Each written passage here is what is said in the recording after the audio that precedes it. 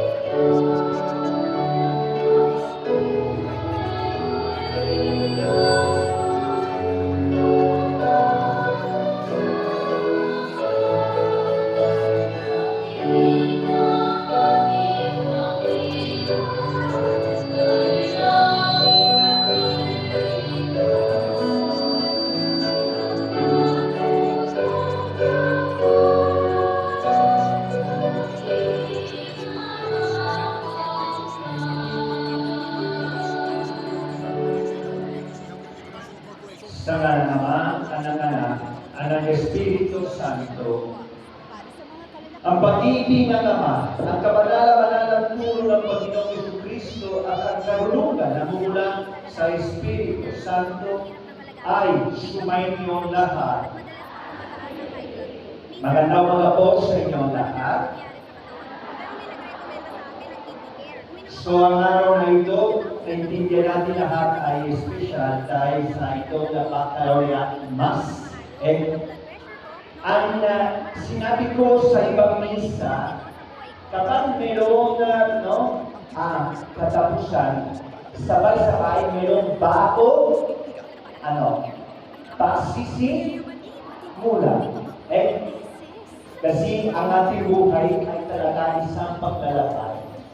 Hindi ko alam kung sasabihin ninyo, ay, sige na, sapat na sa akin. No? Initigil ko yung pag-aaral.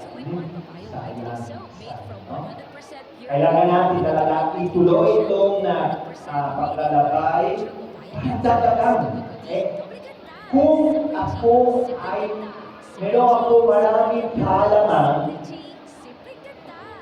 ibig sabihin, hindi lamang matalino. No? Kailangan ko ipasa sa utak ko maraming information para maging marunong i-discern.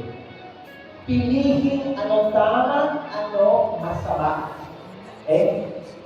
Ito na ay mahalaga. Sa madaling salita, Baka narinig ninyo, ang tawag ay critical thinking. Critical, ibig sabihin na, ito bagay ay tama o mali? Kung ang kalam ko ay mali, walang critical thinking. Kung meron ako kalaman, kaya ko gawin tuparin ang bagay na ito.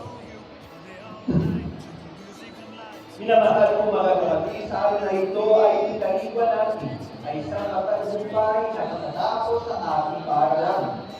At ikulitahin ang mga araw na nakalipas mula noong unang araw na tayo'y pumasok at natutubong umasa at sumulat hanggang sa ating kasalukuyang kaalaman.